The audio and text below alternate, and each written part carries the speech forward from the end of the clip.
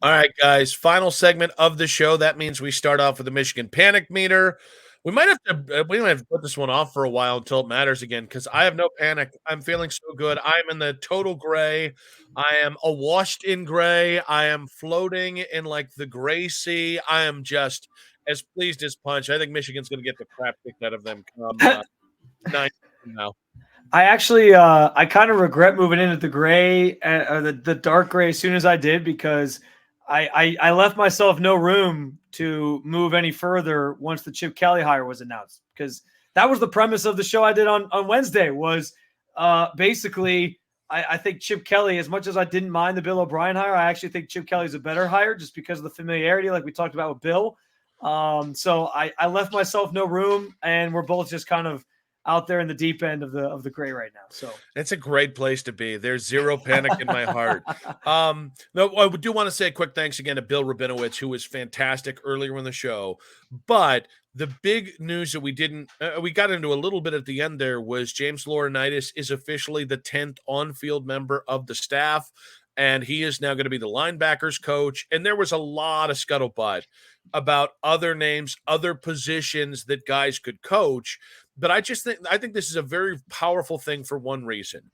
I think the two things that you can really do that boost your stock and help and keep your stock elevated as a football program from the coaching staff side. One, get guys hired as head coaches elsewhere.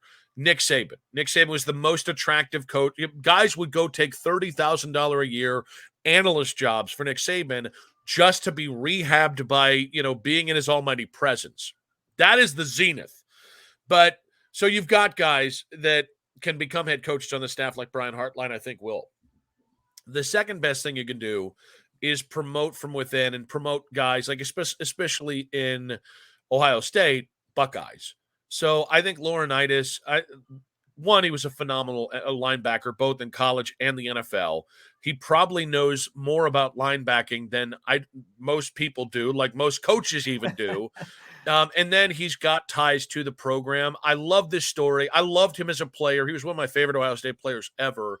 And I just think this is like another instance of like the Heartline thing. When you've got guys that were part of your NFL pipeline that are now becoming part of your coaching pipeline, I think it makes recruiting, I think it makes you even more lethal in recruiting. Yeah, no, I mean, I think Ohio State's done a really good job over the years of having assistant coaches or just coaches on the staff in general who are also Ohio State alums or former players. And I think that goes a long way, especially on the recruiting trail. I mean, look what Brian Hartline's doing. I think that stuff matters because, Ryan Day talked about it a little bit in that press conference last week. And I touched on it on Wednesday's show. Just this idea that they want people at Ohio State who want to be there. And I think, and it's all kind of part of the culture that they've built or that they want to build. And when you get guys like Laurinaitis, like Hartline, and there's others who are part of the program or were part of the program and now are coming back as coaches, I think that just goes a long way in recruiting because you're going out on the trail and you have these guys who can truly advocate for this is what Ohio State's given me and this is what we can give you. And I have your best interest in mind. And that helps with that development piece that I think is so important. And that was another big thing I hit on in the shadows of what we just talked about with James Franklin. Like he mentioned the word development, and I talked about that a little bit just with Chip Kelly because, as Bill mentioned, doesn't sound like Chip Kelly wants to do all the rigmarole of like, oh, come to my school and recruit and all that stuff, but he can come to Ohio State and just focus on play calling, right? He can just focus on the offense. And Ohio State naturally, because of the staff that Ryan Day's assembled, because of the reputation they have, they kind of take care of that development piece for him. Like, it's not about him coming in here and being like, I have to get these guys ready for the NFL. I think that'll naturally happen just because it's at Ohio State. So it's almost like the best of both worlds in that way. And I think that can kind of go a long way. I also thought it was interesting. Tim Walton got a promotion to an assistant head coach role, which obviously on the heels of the recruiting class of 2025 and the two big gets, the two top corners in the class for 2025 coming to Ohio State. That's obviously a big deal, and they obviously value him as a part of this coaching staff moving forward. And then there was also a couple extensions that were handed out. Jim Knowles got a 2-year extension. Larry Johnson got a 2-year extension, which that one's really interesting because we've had conversations about him and, how much longer is he going to be around the program? Is he still the savvy recruiter that he usually is? But it sounds like people still are attracted to coming because Larry Johnson's here.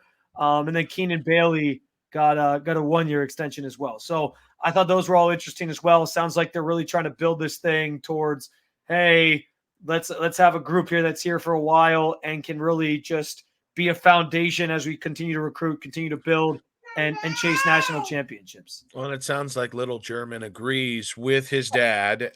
Usually I'd call that pandering, but he's young. I'm not going there yet.